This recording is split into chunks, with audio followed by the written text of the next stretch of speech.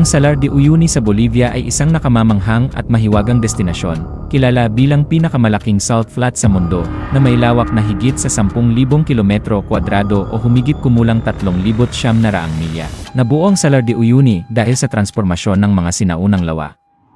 Mga 30,000 hanggang 40,000 taon na ang nakalilipas, ang rehiyon ay natatakpan ng Lake Minchin, isang sinaunang anyong tubig na unti-unting natuyo, na iniwan ang dalawang mas maliit na lawa, ang Popo at Uru-Uru, at ang Salt Flats. Sa ilalim ng salt crust, matatagpuan ang isang napakalaking reserba ng brine na mayaman sa lithium, dahilan upang maging pandaigdigang sentro ito ng lithium extraction, na mahalaga para sa mga modernong baterya. Malapit sa bayan ng Uyuni, matatagpuan ang Cementerio de Trenes o Train Graveyard, na sumasalamin sa makasaysayang industriya ng lugar. Noong huling bahagi ng ika-19 na siglo, nagtayo ang mga British engineer ng mga riles upang ikonekta ang mga bulubunduking mayaman sa mineral ng Bolivia sa mga daungan. Nang bumagsak ang industriya ng pagmimina, iniwan ang mga tren na nagdulot ng isang nakakakilabot, ngunit photogenic na labi ng nakalipas na panahon.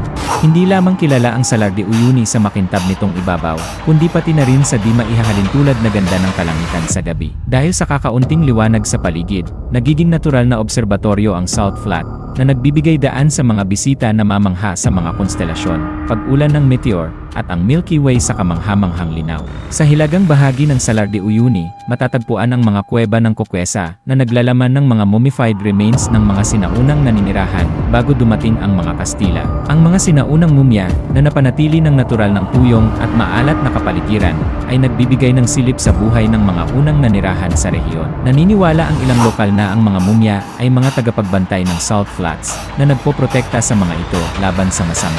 Madalas na iniulat ng mga bisita ang isang mahiwaga at sagradong aura tuwing pumapasok sa mga kuweba. Ang tila walang katapusang lawak ng puting asin sa salar ay nagdudulot ng surreal na epekto, lalo na tuwing tag-ulan kapag ito'y nagiging parang salamin. Ayon sa mga lokal, may mga manlalakbay na naliligaw sa nakakalinlang na tanawin, hinahabol ang mga mirage at naririnig ang mga mahiwagang bulong. Naniniwala ang ilan na ito ang mga tinig ng mga espiritong nagbabantay sa Salt Flat, nagbababala sa mga hindi nagpapakita ng respeto sa lupa.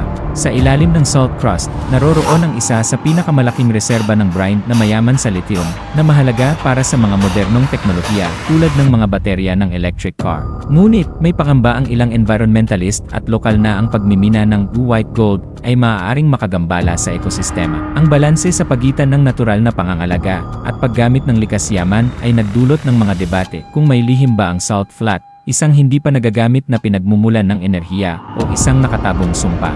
Bagaman tila tigang ito sa unang tingin, ang Salar de Uyuni at ang mga paligid nito ay tahanan ng natatanging biodiversity.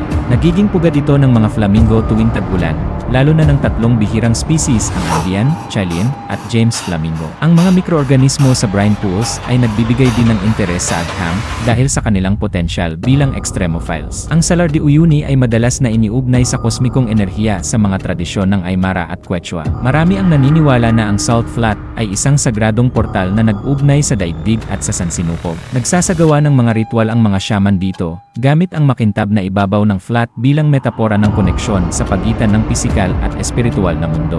Ang pagkakahanay ng Salt Flat sa mga kalapit na bulkan ay itinuturing na tanda ng kahalagahan nitong pangkalangitan.